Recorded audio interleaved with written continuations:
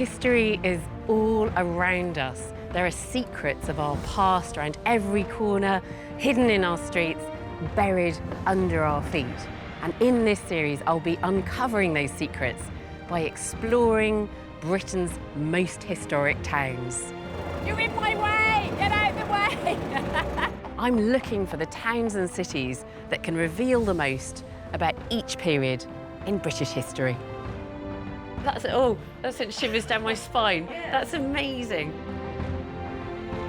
I'll be deciphering clues in familiar landscapes, bringing lost landmarks back to life, and turning back the clock to reveal how these towns looked at key stages in their history. You shouldn't be in here, should you? From the Georgians to the Edwardians, the Plantagenets to the Civil War, I'll reveal the story of an era through the story of a single town. Today, I'm in Britain's most Stuart town. For more than 200 turbulent years, it was the home of the Scottish royals who would become all-powerful. Famously taking the English throne, they would go on to create Great Britain. It's a town littered with secrets from the time of Mary, Queen of Scots. I'm impressed, Murray. I mean, you just arrived here and just go, yeah, that bit there. A town where the castle's hidden passageways reveal the private passions of a king. Is it normal to have accommodation that links up through the closet? And a town that saw 2 Scottish kings die after bloody battles with their great nemesis, English King Henry VIII. If you want to understand the royal Stuarts, then Stirling is the place to be.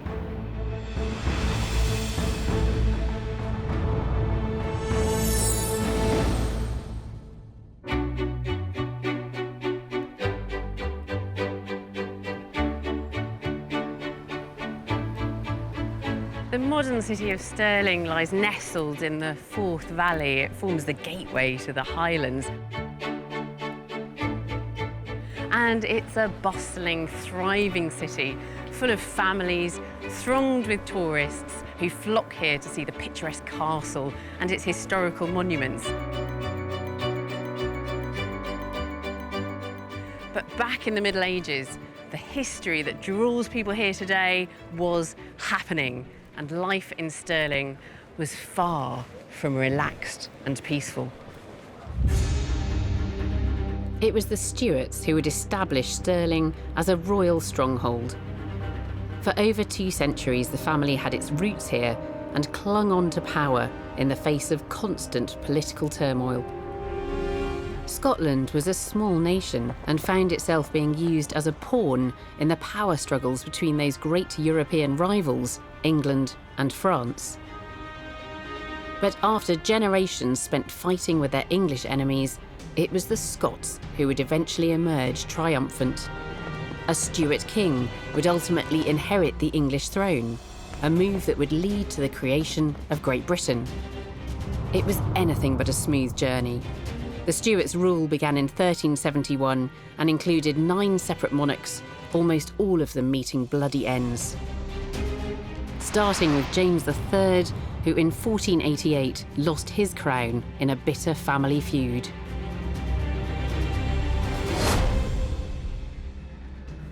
This is Cambus Kenneth Abbey, or at least it was. Most of it's in ruins. It's just the bell tower which is still standing.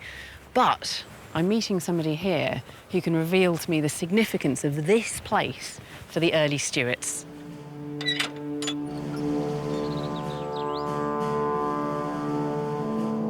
Historian Dr. Claire Hawes is an expert in Scotland's medieval politics. There seems to be so much political instability in Scotland during this time, and it's all about power, isn't it? Absolutely. I mean, it was a phenomenally successful dynasty in terms of their longevity, but individual kings and queens tended to have a bit of a rough time politically, though. There was quite a few violent and or untimely deaths among these sort of Stuart monarchs. There were a lot of noble Stuarts in this period as well. It was a very big family. So there were sort of familial tensions and territorial tensions and these kind of things as well. Yeah. So James III is now King of Scotland. Yep. how does his reign go? Are there political tensions throughout that as well? Huge political tensions. It's very difficult. He faces 2 rebellions during his time as king, and then he died near here in the field at Sauchieburn, fighting a rebel army led by his son, who was then to become James IV. Yes. It's a very dangerous thing to be a Stuart king. Yes. So James IV came to power then, having dispatched his father. Yes. Yeah. Yes, absolutely. And James III is buried right over there. Just here? Yep. James III's reign had ended on the battlefield in a rebellion fronted by his own son. The regicidal James IV now had the keys to the Scottish kingdom, but it was a kingdom divided. The new king needed a secure base from which he could exert control. The Stuarts had several royal residences: Edinburgh Castle, Falkland Palace in Fife, and Linlithgow Palace, but it was Stirling, with its castle sitting high up on a rocky crag, where James IV felt most secure. The strategic importance of Stirling becomes obvious when you look at its position in the landscape, as archaeologist Ben Robinson can see from the air.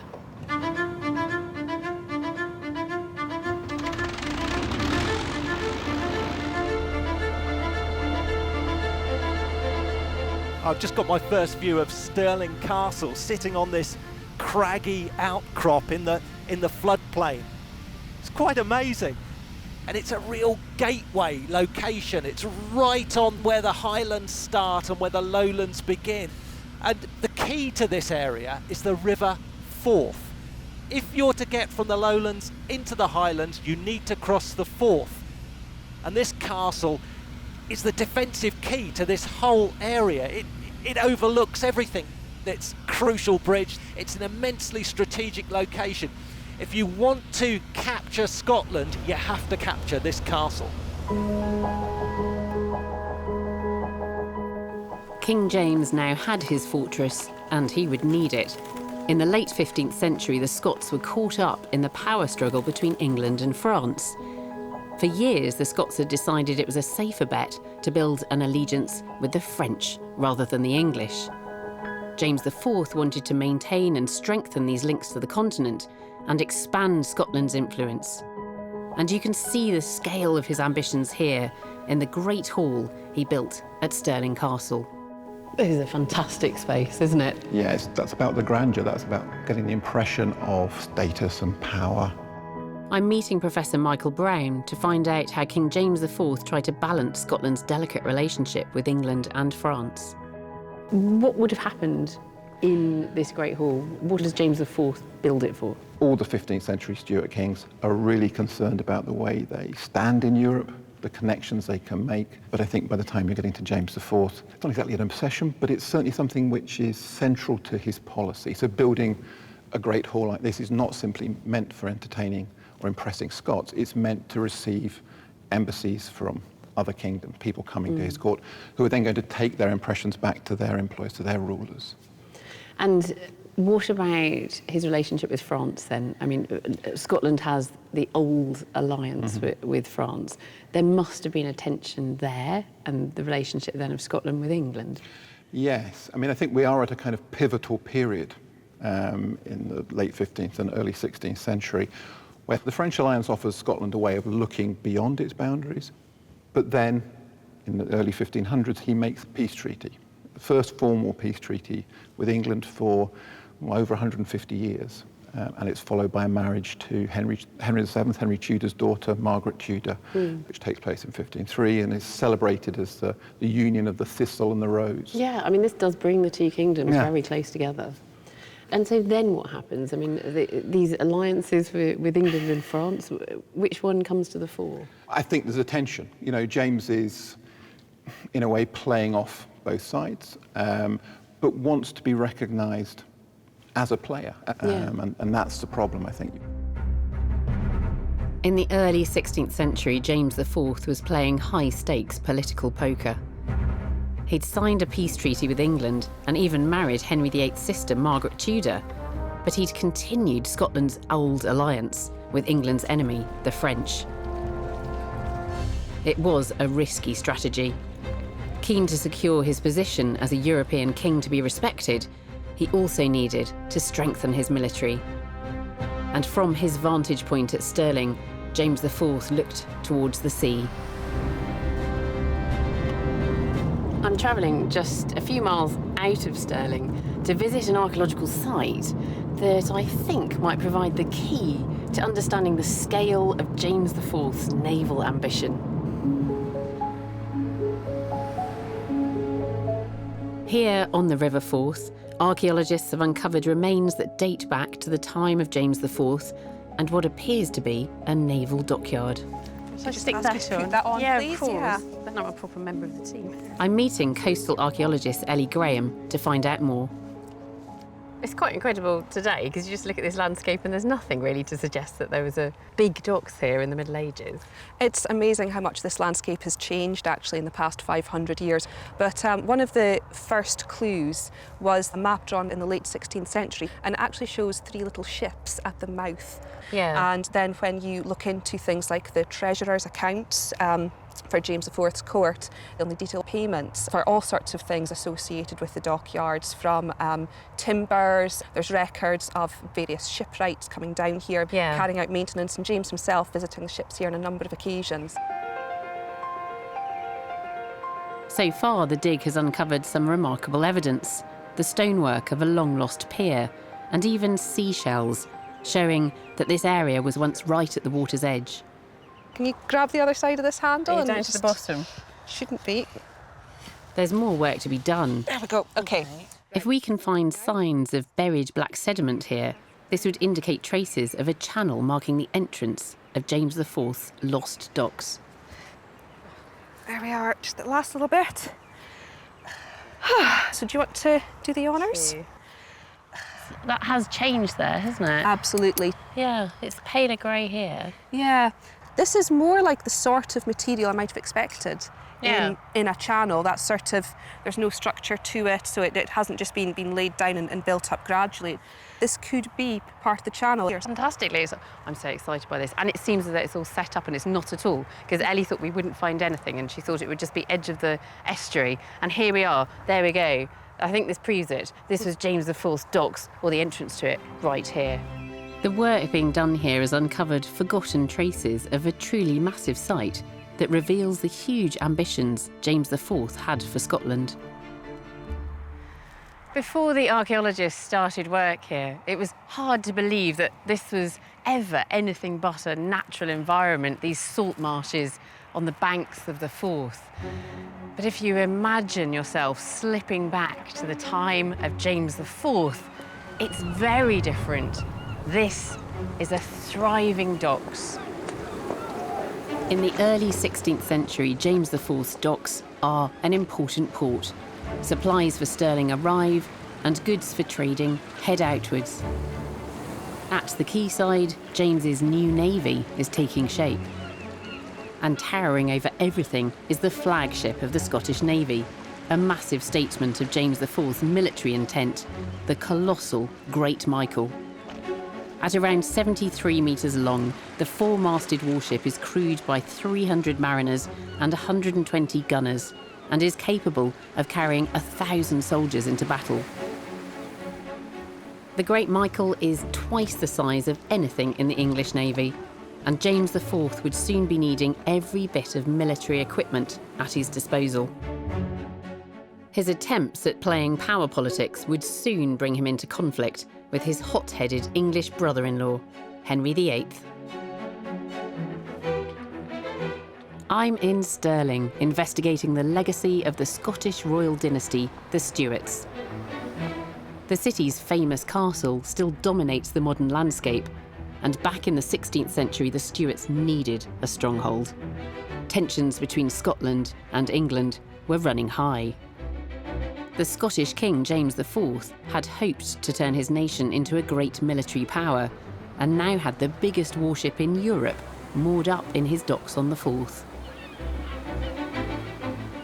All of this effort to turn Scotland into a military power, but it wasn't to last. In 1513, James IV met King Henry VIII's army at the Battle of Flodden. What he'd started to build here crumbled away. The famously volatile English king had reignited war with France. James IV was caught between a rock and a hard place. Scotland had alliances with both the French and the English. In 1513, James IV was drawn into the conflict, and the Scottish king was killed fighting the English. He was the last monarch in the UK to die on the battlefield. The crown would now pass to his son, James V. James V followed in his father's footsteps, pouring money into the royal buildings here at Stirling, and the pinnacle of his architectural achievement was this, the imposing and elegant castle palace. The palace that James V built here was the height of luxury in 16th century Europe. Whilst the new king was busy making Stirling Castle a shining symbol of his power, outside the castle walls, the Stewarts' presence was also reshaping this medieval town. Today, this is Broad Street, previously High Street, and this whole area is known as the top of the town. The castle is just up there, and in the Stuart period, that is where the nobles built their houses, clustering as close as possible to the royal seat of power.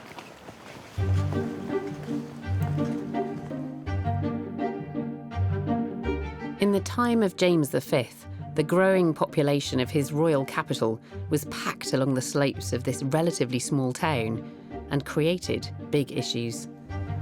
I'm meeting local historian John Harrison to find out what life was like for real people living in pre-industrial medieval towns. John, what would it have been like for the people of Stirling outside the castle, living in the shadow of the castle? If you think of it seen from outside, you have the castle at the top, and that's the seat of royal and military power.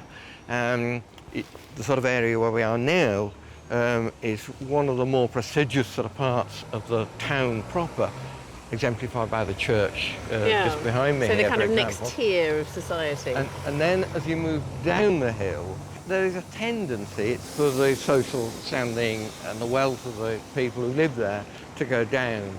And at the very bottom of the town, there's a street called the Dirt Row.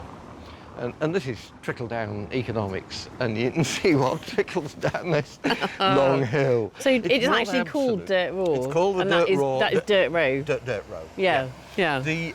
But a lot of towns have streets like that and a layout like that. There's a Foul Vennel in Dunfermline. There was a Shitwind in Glasgow. Really? And So Stirling's say it not like alone. it is, not alone. So Stirling would have presumably stunk to high heaven. We've got to be clear that all pre-industrial towns stank to high heaven. Right, it's not just Stirling. What about all the human waste and the manure, though? I mean, what happened to that? It had to go somewhere. It was a huge issue and very contentious. In theory, people are supposed to put, for example, their stable and bio waste out in a heap in the street a day or two before it's going to be removed, and then it should be carted out to the fields. But in practice, of course, what happens, a lot of it just gets washed down the street whenever there's a rainstorm. It's eventually going to get to the Dirt Row at the bottom of the town. So you've gone from the castle with the royalty, the nobility living just below the castle, and you're gradually going lower and lower and lower in society until you've got the people living at Dirt Row. It's not an absolute division, but the tendency is the elite at the top and the poor at the bottom. The management of animal and human excrement was a real problem in 16th century British towns. Access to clean drinking water could also be an issue. But then, our medieval predecessors didn't just drink water. Ale was an absolutely essential staple of the medieval diet. Hello, John. Hello. Hi. Do you need an assistant? Oh, yes, please. I'm meeting master brewer John Reed in the original kitchens of Stirling Castle. He's using old techniques and recipes to show me just how important ale was in quenching medieval thirsts. Right, shall I stick that in then? Yes, just pour it in. Now, you need to stir the grain in. So this is the malted barley, is it? It is, yes. Yeah. It smells like breakfast cereal. It does. Yeah. Just cover it up. This was a way that they would have trapped the heat in there. Yeah. So how long are we going to leave it then? 45 minutes, an hour. This is slow television then now. 45 minutes of waiting for this to cool down a bit. So John, who was drinking ale at this period? Everybody was drinking ale. Ale was a liquid bread. So bread and ale were the staple diet for the vast majority of people. 80% of their diet was bread and ale. It was an easy way of getting carbohydrates, keeping hydrated, especially if you imagine that the lifestyle then was more energetic, less sedentary than it is now. Yeah, it's an energy drink. It's an energy drink, yes. So ale is important as a foodstuff in its own right, but I presume also as a way of hydrating. It's safer than drinking water in a city. Very much so, yeah. In any urban town, there would be a lot of industries using the same water supplies. So in an urban environment, yes, definitely, it would be a safe way of getting liquid inside you. Well, do you think we've been chatting quite a while now? Do you think we're ready for the next stage? Oh, definitely. Yeah. Here it comes. And actually, if you put your finger in and lick it... Oh my goodness, it's sweet. It is. So that has converted the starches that we know are in there into sugars. That's astonishing. We haven't put any sugar in that. No sugar at all. That's really sweet. Now this presumably is not ale yet because it hasn't fermented. No. And these are dried yeast from the previous ale that I brewed, and they would keep it and store it. And next time they do a brew, they throw that in, and that would start the fermentation. And how long does it then take to turn this liquid into ale? Anywhere between 2 days and 10 days. So, John, we don't actually have time to wait for this to ferment. I'm rather hoping that you might have something you made earlier. Yes, I have. Can I have a taste? By all means. It's very elderberry-like, but it's... I'm hoping it tastes better than my dad's elderberry one. I shouldn't say that. He'll watch this and kill me.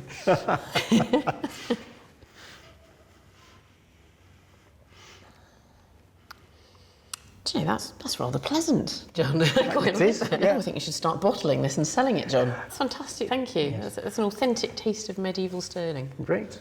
Cheers. You can have some. Oh, I'll join you with one of those.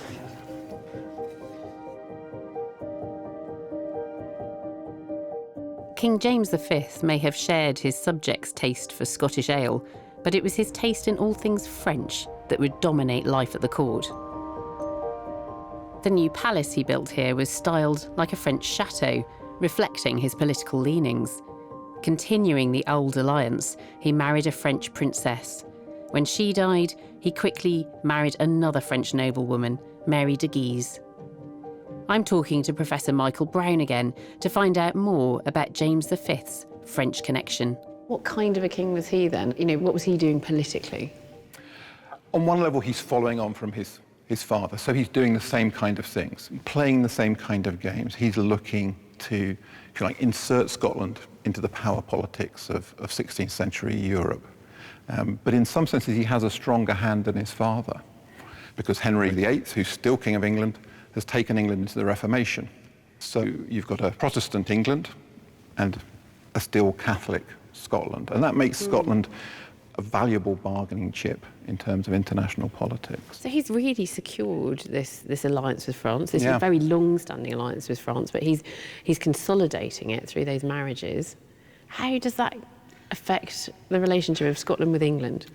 Well, Henry has burnt his boats to a certain extent. He's cut England off from Europe, quite topical. And Scotland is, in a sense, in a position to choose between a quite anxious Henry and an alliance with a French king. And in 1541, Henry goes north to York and waits there for James V to come and meet him, and James snubs him. James refuses to come south. I think he's worried that once he's in England, Henry VIII's reputation for gentle behaviour towards people is maybe a little bit shaky. So James stays put in Scotland, and Henry is deeply offended, and war breaks out soon afterwards.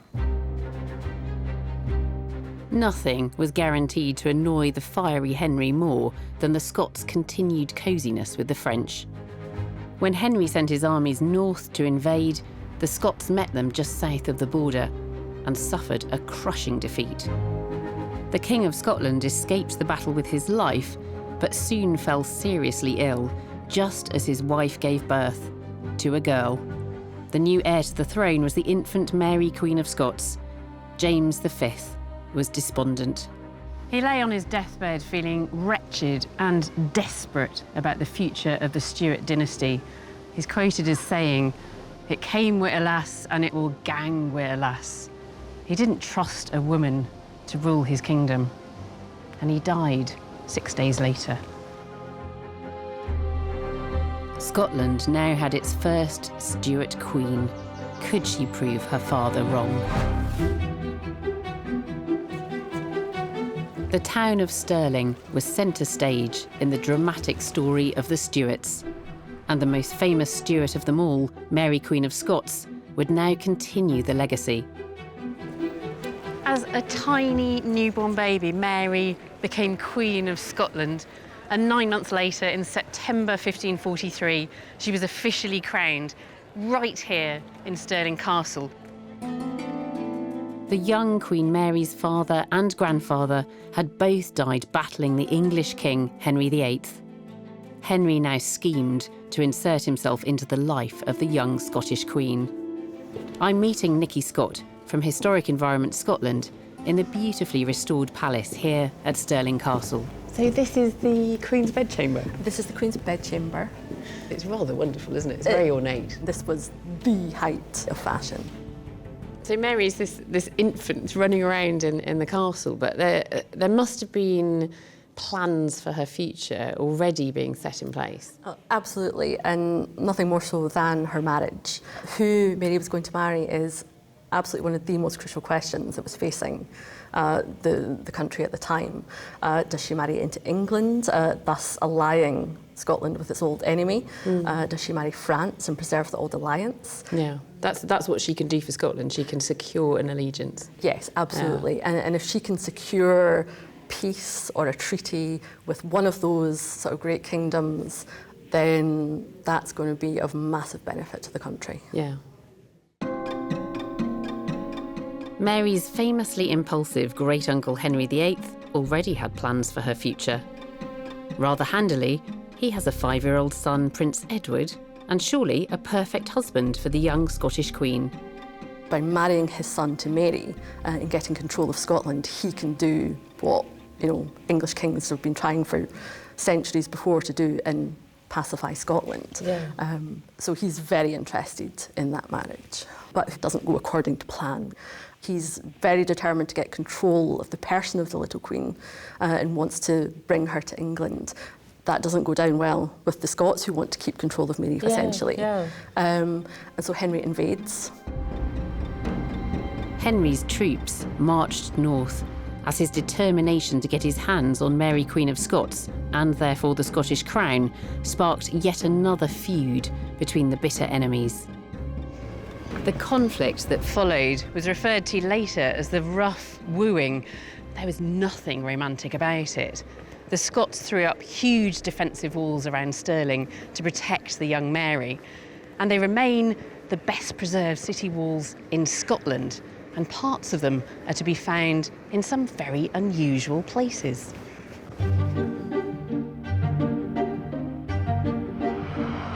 I'm meeting historian and archaeologist Dr. Murray Cook. Hi. Hi Alice, how are you? In the delivery yard of a shopping centre. After you. So this is 16th century? This is the 16th century bastion, known as the Thieves' Pot, built to deter Henry VIII. So is this 16th century too? Some of it's been rebuilt, Yeah. but this is definitely 16th century here.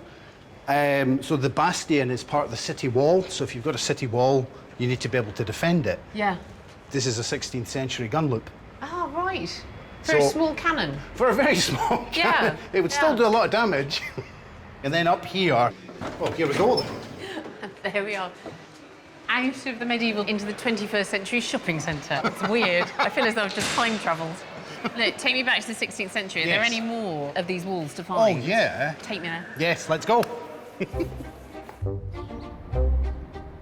Stirling's old city walls defended the southern perimeter of the town. Along the pathway below the castle, there's some unusual Royal Stuart archaeology. You see all this, the slopes are gone, there's no vegetation on it. Yeah. All of this is the castle midden. All of it's the rubbish from the king's old buildings up above us. Yeah. And what we're looking at here is 800 years of everything that was consumed in the castle dumped over the side. So That was the normal thing to do, was it? You just, yeah, you just got your rubbish and you just chuck it over the side. So did you find any material that dated back to the time of the Stuarts? lots of stuff with the Stuarts, lots of stuff that was thrown over when Mary Queen of Scots was here. Can you see any now? If we may have to wander up and down a bit. Oh, no, Yeah. look. What's that? That is medieval. I'm impressed, Murray. I mean, you just arrived here and just go, yeah, that bit there. So this is the local clay being made into pot. It is wheel turned, and you Yeah. can see fragments of the glaze on the outside. Yeah, little spots of it just still glinting in the sun there. This is easily 15th, 16th century. Yeah. And we didn't plant it. That's fantastic. It could have been there in the royal kitchens, on the royal table. The young Mary, Queen of Scots, was kept safe from the clutches of Henry VIII within these city walls. And it was during this time that the Royal Stuarts helped give Scotland its national obsession. I'm meeting curator of the Stirling Smith Museum, Michael McGuinness, at the training ground of Stirling University's women's football team, and he's brought along a remarkable object. Okay, this is a very historic object. So we're going to wear some gloves. This is the oldest football in the world and associated with Mary, Queen of Scots. That's amazing. And it's intact. It's intact. Tell me about how it was found then. It was found during renovation work in the Royal Palace, in between rafters above the Queen's bedchamber. That's amazing. Do we know about the date of it then? We can be fairly accurate because we know the roof panelling and the room in general were decorated in the 1540s. Yeah. It's not any later than that. So what was the game of football like in the Stuart period? Well, there was a game which was a violent mass sport played in the streets involving potentially hundreds of people fighting essentially over the ball. But the Stuart kings were playing a different game. We know that Mary watched the game and it's described that there was 20 people playing it, 10 a side. They played for 1 hour and they changed sides. Michael, it sounds to me like we could make a fairly good case for the Stuart kings and queens were instrumental in the early evolution of the beautiful game. Totally, absolutely. Go for it. This 500-year-old football is officially recognised as the oldest in existence. Michael wasn't up for us having a kickabout with his precious original object, but he brought some replicas. It's a bit different, isn't it? Yeah, it is. Yeah. So much lighter than I thought. If we played with it in a normal game, then it'd probably be burst in the first 10 minutes. Yeah. It's lighter than a normal football then, smaller and lighter.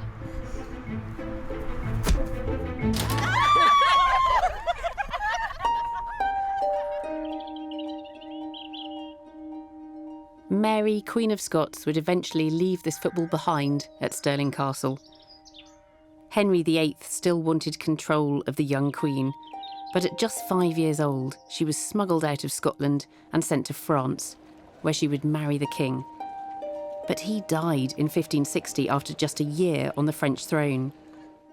In England, Henry VIII was long dead, and Elizabeth was now on the throne. And the widowed Mary returned to her Scottish kingdom. To find out about her return, I'm meeting Nikki Scott again.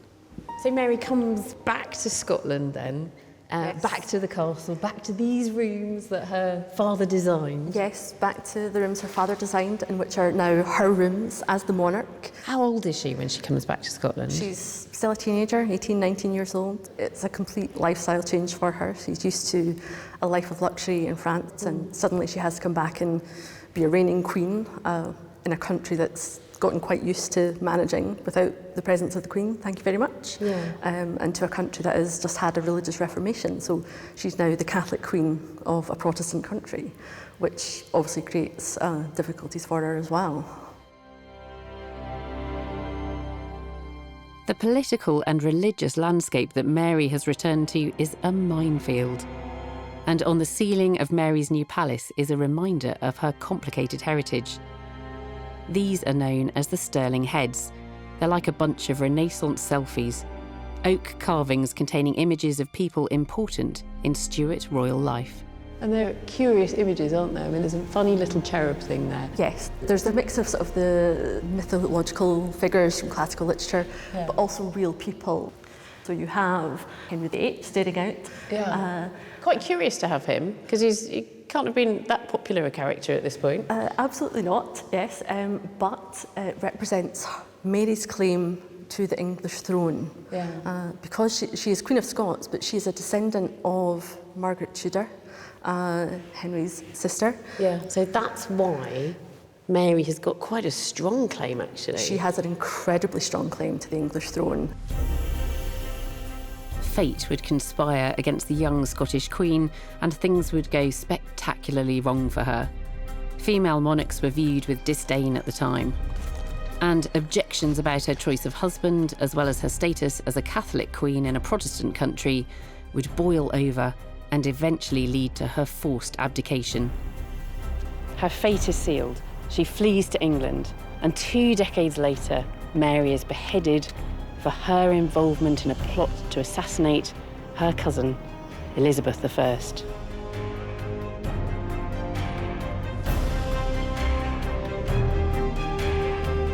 Scotland's queen may have fallen, but in true Stuart style, she left a young heir, her son, James VI. James VI had been baptised a Catholic at the Royal Chapel inside Stirling Castle, but when Mary abdicated, the 1-year-old James was brought here to the newly reformed Church of the Holy Rood to be crowned a Protestant king.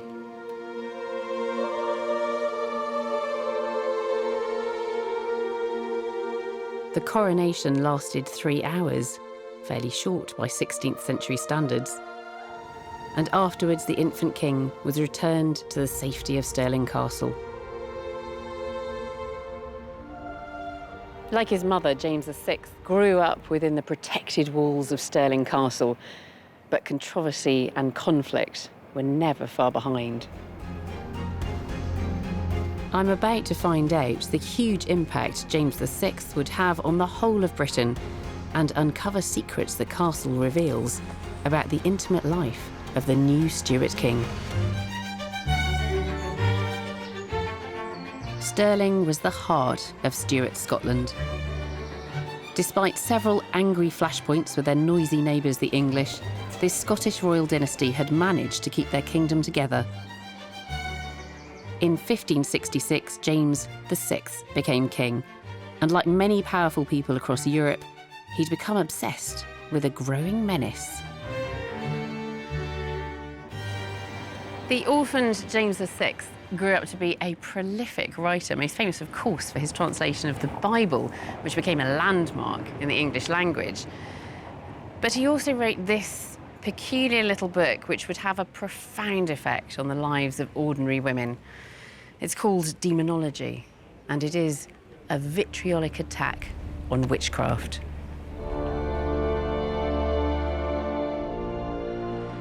Sixteenth century Europe was a dangerous time to be a woman. With constant political and religious upheaval, the powerful looked for scapegoats, and some believed there was an organised female conspiracy threatening their kingdoms. Witchcraft was a genuine fear. With King James VI verging on obsessive with all things mystical, Stirling was caught up in the craze. I wasn't quite expecting to land up in a car park. I know, it's a beautiful surrounding, isn't it? So elegant, so pretty. And there we are, hidden underneath a wall and lots of ivy, St Ninian's Well. I'm with Dr. Joyce Miller, an expert in Scottish medieval witchcraft, to explore this ancient well. So would this have been particularly attractive for local witches, do you think? Yes. There was one case from the 17th century when a woman called Bessie Stevenson was accused of witchcraft and described using the water from the well for healing practices. So what would she have been doing in there? Can we go inside? Yes, let's go inside and have a look. Oh, spooky. So this is it. So water here would be used for healing. That's what she was recommending. And what would that involve? Well, she told people to come and wash their clothing in this water, very clear water, and that would be a form of cleansing. She also incorporated herbs. She incorporated other features such as threads and belts for different kinds of conditions. None of this sounds particularly malevolent or threatening. No. What happened to Bessie in the end? In the end, she was executed, sadly. It does demonstrate that there was no one thing that defined anyone as being a witch. It was how those in authority perceived actions. Yeah. And that could be seen as a crime, punishable by death. Yeah. It's extraordinary. It is fascinating to come here to talk to Joyce about witch hunting. And I think that it's also interesting to look at how involved the king was with witch hunting. James VI attended trials all across Scotland and personally took part in the persecution of suspected witches. But it wasn't just evidence of his pursuit of witches that James VI left behind. There's also evidence of affairs of a more personal nature. Castle guide Ross Blevins has agreed to take me to the king's secret apartments. So this is the king's closet behind his bedchamber. But the chances are he used it more as an office, as an oratory. But it also contains a secret staircase. Can we go and take a look upstairs? Oh, there's a door. Ah, there's a door here. Oh. Ross, this is a costume store now. It is. What was it? Well, we're up on the top floor of the palace, immediately above the king's apartment. So originally, these were rooms that were used for the king's friends. Is it normal to have accommodation that links up through the closet? It's perhaps unusual. But we think that the king had a very good friend of his upstairs above his bedchamber. That very good friend was George Villiers, a commoner who rose through the ranks to become one of the king's closest advisors. But rumours abound about the exact nature of their friendship. We know that the king was very friendly with Villiers, and he did come up to Scotland with the king in 1617, but I'm sure it was a perfectly innocent arrangement. Yeah. The king was a respectable married man, devoted to Anna of Denmark. I'm sure there was nothing untoward in his friendship with Villiers. Do you know, though, if I was Anne of Denmark, I'd have been really suspicious about the king having Villiers in this room above his bedchamber. Well, you may have grounds for suspicion, but who can say? During the 16th century, homosexuality could be punishable by death. Even for a king, this was a dangerous liaison. The secret staircase is only suggestive, but there are historical clues about this monarch who would be referred to as Queen James. I think the king was aware of the rumours that surrounded him at the time, and he was willing to defend himself. So in 1617, he addresses the Privy Council, and this is what he says. I, James, am neither a god nor an angel, but a man like any other. Therefore, I act like a man and confess to loving those dear to me more than other men. You may be sure that I love the Earl of Buckingham, Villiers, more than anyone else, and more than you who are here assembled. I wish to speak in my own behalf and not to have it thought to be a defect. So he was incredibly open about his love of Villiers. What we'll never know is what went on behind closed doors up in Stirling Castle. But I think it is obtuse not to accept that James was a gay king. Whilst King James VI was pursuing his passions here in Scotland, it was events unfolding down south that were about to transform his future. His distant English ancestry was about to have dramatic consequences. When Elizabeth I died childless, James VI, the great-grandson of James IV and Margaret Tudor, was next in line to the English throne. The Scottish king was about to become king of England too.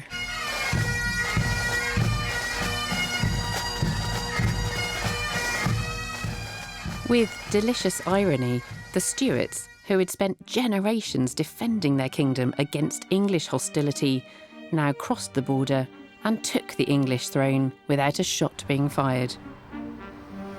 James VI of Scotland became James I of England. The Scottish king would now rule over the whole of Britain. He moved his royal household south to London. Stirling was no longer the preferred home of the Stuart monarchy, and the town soon fell into decline. Its days at the heart of the royal Stuart dynasty had come to an end. But let's not forget just how this town prospered under the Stuarts. From the grandeur of James IV's Great Hall and the magnificent palace of James V, to the immense dockyards on the nearby Forth, built to house some of the biggest ships in Europe. For more than 200 years, Stirling was home to the Stuart dynasty. 9 generations of this incredible family would rule Scotland before inheriting the realms of England and Ireland, creating the union that still exists today. All of which goes to prove that Stirling is Britain's most Stuart town.